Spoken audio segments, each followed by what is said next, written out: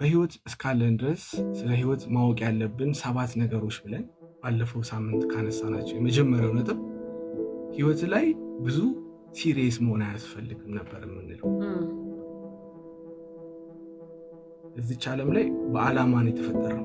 አንዳንዴ ዓላማችንን ስንረሳው ጭንቅንቁ ትንሽ እየጠነከረ ይመጣል።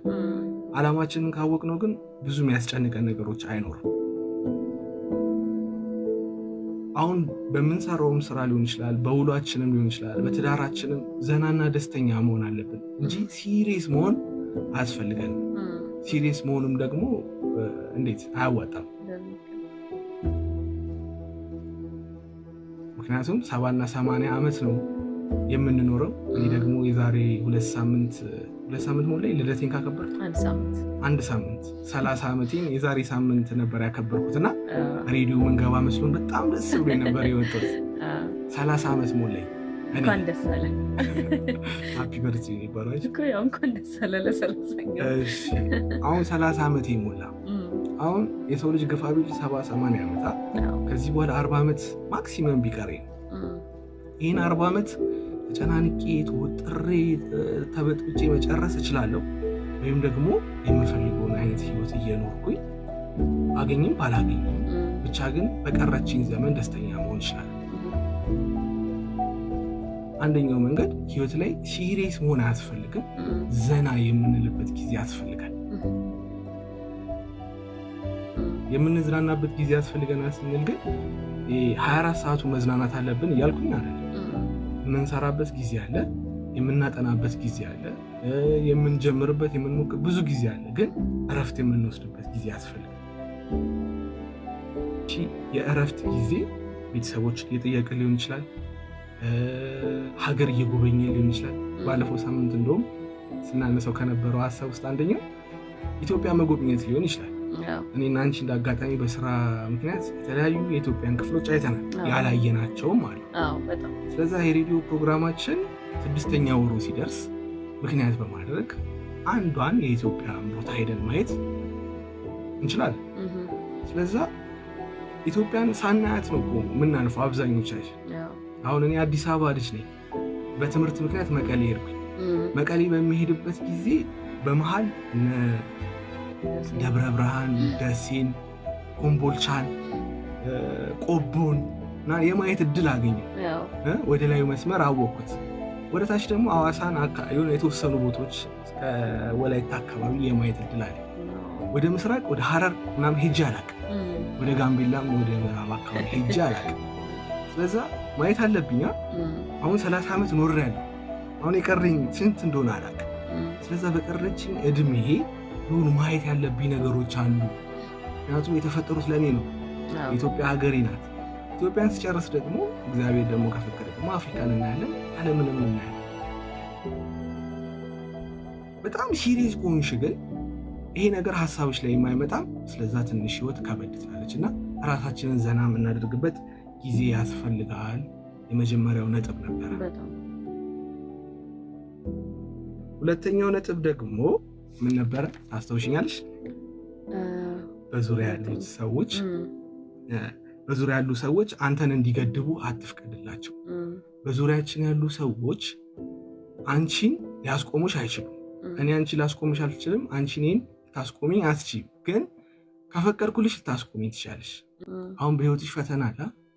ማን ያውቃል? ፈጣሪ ይሄን ፈተና የሰጠሽ እየሄድሽበት ያለው አቅጣጫ ድንገት የተሳሳተ ከሆነ እንድትመለሺ ነው። ሁለተኛ ደግሞ እየጠየቅሽው ያለው ጥያቄን ሊሰጥሽ ሲፈልግ በፈተና አድርጎ ነው የሚሰጥሽ።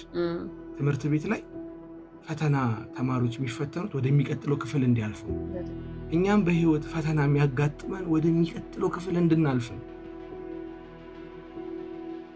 ግን ወደ ህይወታችን ፈተና ሲመጣ ዙሪያችን በፈተና ሲሞላ በቃ አለቀልኝ ይላል።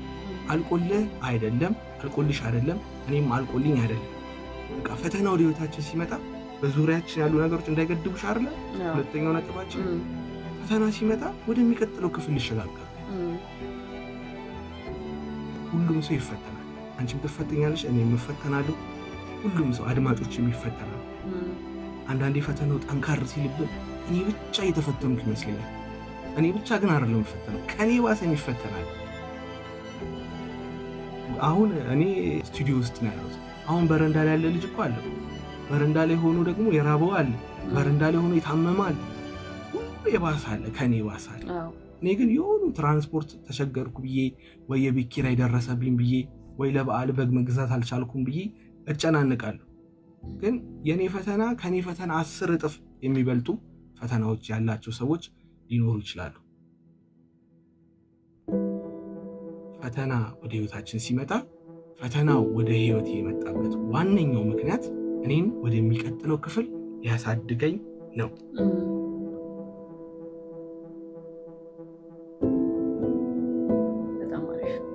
ሰዎች ሁሉም በየዙሪያቸው መፈተናቸው አይቀርም። ግን ፈተናው ሲመጣ አንዳንዴ ለመልካምም ነገር ነው። አንዳንዴ ደግሞ አቅጣጫችን እየሳተ ከሆነ ደግሞ ያንን አቅጣጫ የሳተውን አቅጣጫችንን ደግሞ ይሄ የሚመጣው ፈተና ሊያስተካክለን ይሆናልና ሁላችንም የምንፈተነው ፈተና አለ፣ ግን ለመልካም ነው፣ ለቆንጆ ነገር ነው እያለን እግዚአብሔርን ደግሞ በተሻለ ማመስገን ይገባል ብዬ አስባለሁ። በትክክል በህይወት እስካለን ድረስ አይምሮ ተሰጥቶናል አይደል? አይምሮአችን እንዴት እንደሚሰራ ማወቅ አለብን። አሁን ለምሳሌ ስልካችንን እንዴት እንደሚሰራ እናውቃለን። ፌስቡክ እንዴት እንደሚሰራ እናውቃለን። ቴሌግራም እንዴት እንደሚሰራ እናውቃለን። ቲክቶክ ላይ ላይቭ ነን። ቲክቶክ እንዴት እንደሚሰራ እናውቃለን። አይምሮአችን እንዴት እንደሚሰራ እናውቃለን ወይ? አሁን አንድ በሱሰኛ ህይወት ውስጥ ስላለፍኩ ወይም ደግሞ የሱሰኛን ህይወት በደንብ አድርጌ ስለማውቀው አንድ ሱሰኛ ሰው ሱሱን ማቆም ይፈልጋል። ግን ሱሱን የማቆምበት ዋነኛው ምክንያት አይምሮ ከዛ ሱስ ጋር ይላመድና ይዋሃድና ያንን ነገር አምጣ ይሏል።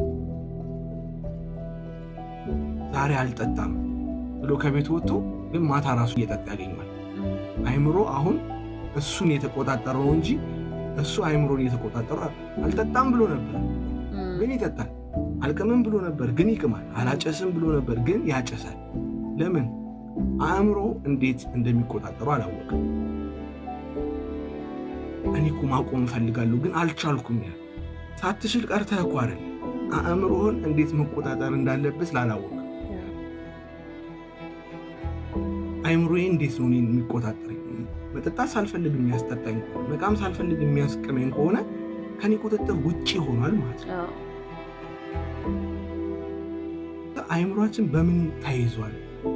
ከዛ ከተያዘበት ነገር እንዴት አድርገን እናስፈታው እንችላለን ብለን እናስባለን።